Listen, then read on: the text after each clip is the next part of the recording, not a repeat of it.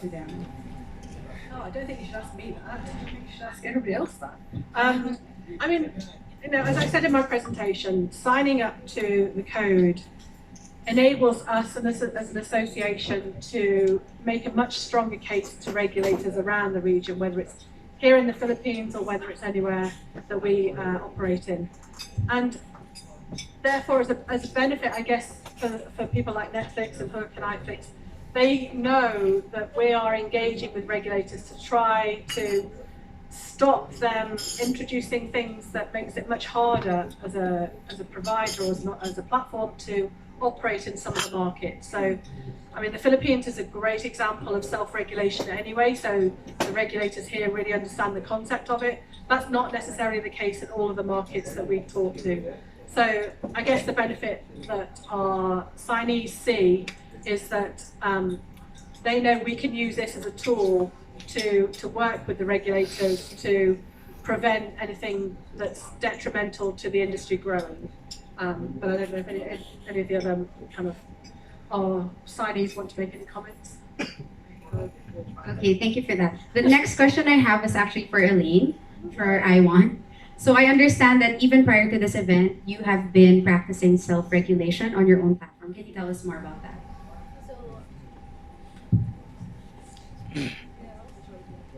Hello? Yes. Well, for the Iwant content, so we've seen a lot of our originals is the one that really much more affected in terms of self-regulation, because the rest of the library, which is heavily TV and movies, have been pre-regulated prior for it to be aired. So the originals, there's a lot of deliberation that we have internally, so you don't really see that as much, but a lot of the content, the more daring ones or the more bolder stories that we talk about, really had a lot of more outtakes that we would have, the lack of regulations allow us to show it. But within our own team, we try to really still be able to tell the story without being saying too much of it unnecessarily to try to self-regulate. At the same time, we've added some technical features to really access the content on an appropriate age level as part of our technical hygienics check. So these are the things that we still continue to do in the absence of this Avia association, which is now very much welcome to join, because we are really committed to actually do that for our audience today. Okay, great. Thank you so much, Elaine. Now from our media partners. All right. Thank you, Michelle. Our next set of questions will come from Nestor Cuartero of Manila Bulletin. Hi, good afternoon. The online sourcing of entertainment or of other programs, we get this, the common notion is that there is no censorship, no, and you get them all for free, without any previous curating or well, let's call it censorship. This new phenomenon that you're introducing since 2017, what does it how does it impact on viewers?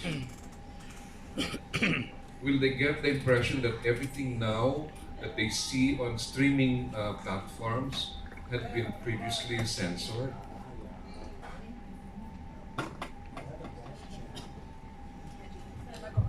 Oh, I think is it working now? I mean, it's not really. I think you're comparing two things. So that the uncensored version is the piracy that you're talking about, where the whole issue of what you can see, whether it's pornography, whether it's gambling, is something clearly none of us as consumers want to access, or want our families in particular. I have two children, and I really don't want them to see some of the things that I know can pop up on those, what you call uncensored sites, what I would call piracy sites. What we're promoting as part of the code and as responsible industry players is not so much censorship, it's about curating the content so that the responsibility passes to the consumer to choose how that content is viewed. So we have parental controls on all of the people who signed up to this code. They all have parental controls on whether it's the app or whether it's through a TV, to ensure that if the content is not specifically available for under 16s, then under 16s can't access it without their parents making it accessible for them. So this just gives consumers much more confidence that the content is appropriately aged, but also they're not seeing things that in the wider ecosphere are completely inappropriate. So it's not really about censorship, it's about curating it. And it also means that you're, as a consumer and for regulators, know that the content is legitimate. It's copyright protected, so they have the copyright to show you that content, whereas none of the piracy sites have done anything about copyright, they just stream it illegally. Curating is a relatively new word in this kind of media, in this kind of environment. How, in your definition, how does it differ from censorship? So, I mean, curated really means is somebody at the industry level has taken a look at the content and has placed an indication of what age appropriate level it's for. And in specific markets, they understand that there's some sensitivities around showing whether it's religious content, whether it's extremist content, whatever it might be. So that's what curating is. And places like Facebook and YouTube, there's no curation going on. That content is just uploaded and nobody is taking any control over it. So that's what we mean by curation, is that somebody has understood that the ratings and the appropriate levels have been placed on that content so that it's not accessible to all. Censorship is a completely different issue, whereby obviously that means that you're being regulated to have completely censored content. Last point. Curating or regulating videos or films that you show on these platforms can be relative culturally. No? What holds true in one country in the ASEAN region, like a Muslim country, can be different from one that is a Catholic country or a Christian country. And so this goes on and on. How is it possible to come up with a blanket code to cover each and every country in the region? Well, I mean, this is a blanket code. I mean, this doesn't specify in Thailand we will not show this, and in the Philippines we will not show this. This is a very top-level code that says we will be the responsible player who curates the content relevant to the market in which it is operating. So it's a flexible code which allows the operators and the platforms to curate specifically for each market. So whilst we are happy to talk to regulators if they want a market-specific code, that's something we try not to get into because it's much more flexible to have a higher level code that gives the industry flexibility. Thank you. All right. Our next set of questions will come from Iseret of the Daily Tribune. I didn't get the name of the Australian woman, lady. Miss Claire. I'm British! Okay, British. Don't ask me about Brexit. British, okay. Avia is, as you have defined it, is now the overall curator of entertainment content in the global in Asia Pacific. Is that true? No, I'm sorry, that wasn't my point. Avia is a trade association, so What about trade association? a trade association for the video industry. So we have a number of members who don't even do content. We are simply the holders of the code. So we have developed the code along with the signatories to develop the code, but we don't curate content ourselves, we don't produce any content. We are just simply a trade association that talks to governments. Okay. So, as a trade association, why does Iwant want to be in that association? Because if you are talking of regulation, I think Iwant can regulate by itself because it knows the rules of the country, it adheres to certain provisions in the MTRCB since they're also producers, that the company they are with, they produce content for cinemas and television, which is public. So why does Iwant have to be with Avia? I'll answer that for Claire, sir. Okay. Okay, so we wanted to be with, I agree, we can do exactly what you said on our own, but we wanted to be part of the association to strengthen and committed to really be more responsible as one group. That's why, as you can see, everybody is here together with Avia to actually show that we are all responsible in how we curate our content. That we wanted to really be at the pillar in terms of the front and center of the changing landscape of the digital today, which really, at the end of the day, parents can sleep at night that their kids are actually watching content that has a committed censorship amongst all of these partners that you face today. So, what does Avia get from these memberships of streaming services? Apart from the bonding that you have with them. We're all really good friends. I mean, obviously for us, the more industry players that we can get signing onto the code, the more powerful it becomes as a tool. And it enables us to go into yet more governments, particularly in Asia, but I mean, it's something we'd like to see as a global standard. So the more both local content providers that sign on, along with regional, along with that global, makes it a much more powerful piece of paper to present to regulators and say, look, we have brought all of these people together, and all of these people, without you telling them, have agreed that they will do this. So it means it just opens the door for much more open conversations. I'm curious about this code. What is this code? Is this a secret something that you have to config to decipher so you can watch the content? No, it's not a secret code. I mean, it's simply a code that, as I said in my presentation, the signatories agree that they will commit to a certain number of standards. So it's just It's just an agreement among absolutely you. Yeah. It's just something that they have signed up to say, Yeah, okay. we agree that we will do Okay. this. For example, Iwant is a Philippine streaming service. How will it fit into your more Western streaming services like HBO, Fox Plus, Netflix, and like Video Prime, something like that? How? Because, you know, culture, as Nestor pointed out, we're different from the Western. I know I speak English, but I'm not Western. I'm Filipino. So it's basically my culture, my thinking is quite different from what you, perhaps as British, would think.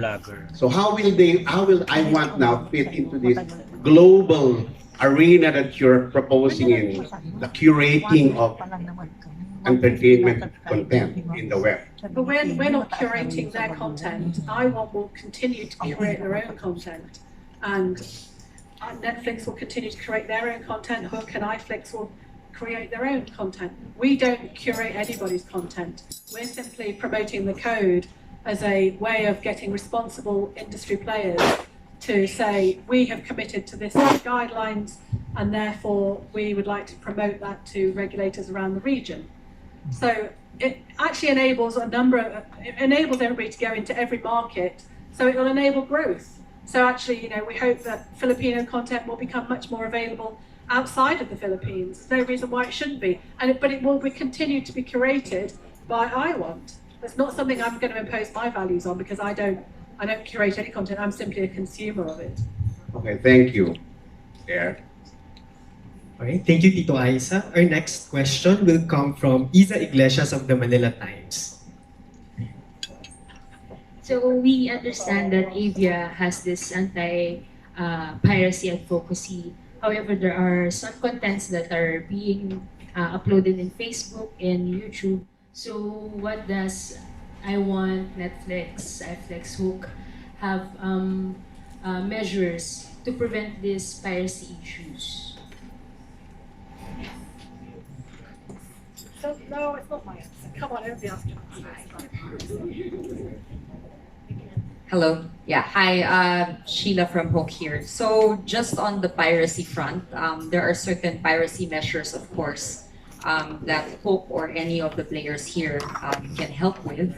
Most of the piracy is actually being controlled or can be controlled by the content creators themselves. So for example, there are technologies that they can be used on YouTube, for example, to be able to fingerprint your content so that it's not being claimed or uploaded by another, by a party that has no right to it. Same with Facebook, that's also the same case.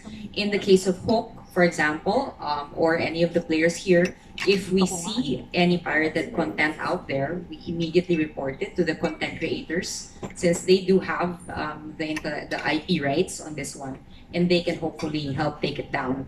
But it's of course always a chase, to get to these pirates so that they don't continue to proliferate that. And we encourage everyone, of course, it's not something that only we can do. It's something that the entire industry needs to help with in order to keep on, the pirates away.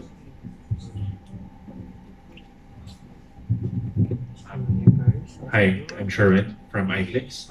Well, to add to what Sheila said, from our perspective, operating our own platforms, every piece of content that gets transcoded and coded into the cloud comes with a technology called DRM, or Digital Rights Management, which is usually by one of the top three players, Apple, Google, and Microsoft. So all of the DRM are created by them. So ultimately, anything and everything that you watch will not be piratable. So all of us have this download and watch offline feature. Essentially what happens is you get to download the piece of content and encode and encrypt it inside your phone. So the only way you can watch it is through the device that you've downloaded it. You can't really transfer it outside and upload it to Facebook or YouTube or whatever. So those are like industry measures that we all take when we showcase our content in our own platforms.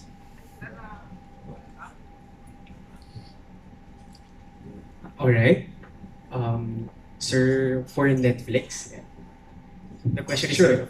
I can just add a couple of words to the last point. Yeah. So really to build on what Sheila, Claire, and Sherwin say, the piracy issue is absolutely an industry sort of issue. So working on it company by company, yes, of course, there are really important technical measures each company and content creator can take to protect their content.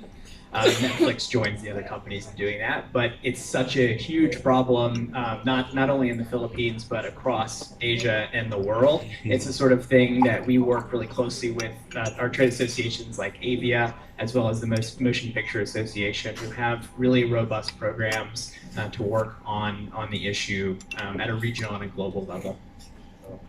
all right. Thank you. Thank you, Isa, for your question. Our next question will come from Michael Almazen of Big Boss. User and subscriber of Hooq, Netflix, Iflix, and Iwant. I love streaming apps. I just noticed that only Netflix has these kids profiles for those kids. Any plans for Iwant Netflix? I want Iflix and Hooq to have this kind of kids profile. So ours is not specifically a profile, but there's a portion that's for kids. It's going to be password protected soon. So we're going to roll out that feature very soon. Wow, that's great. How about for Iwant?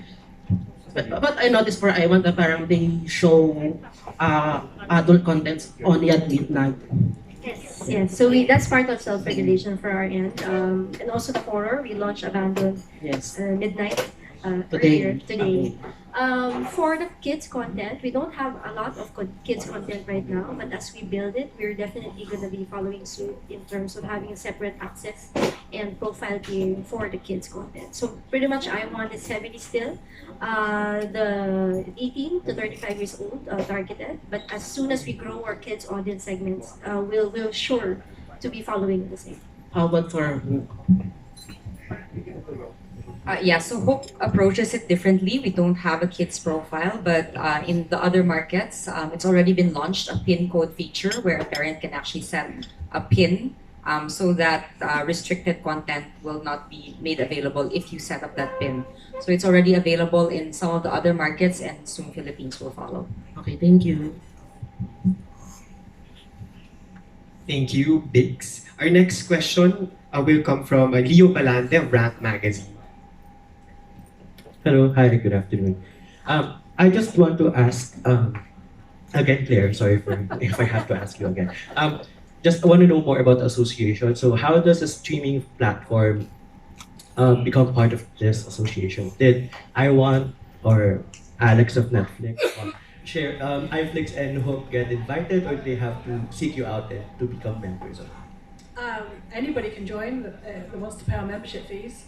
Remember, there's a difference between the code, which is open to all non-members of Avia, and Avia membership, which is a very different thing. So absolutely anybody can approach us to join. You don't have to wait to be asked. We simply ask that you pay our membership fees, and you get access to all of our restricted products that we offer, some of the reports that I write, some of the research that we do, and obviously invitations to join the programs that we run.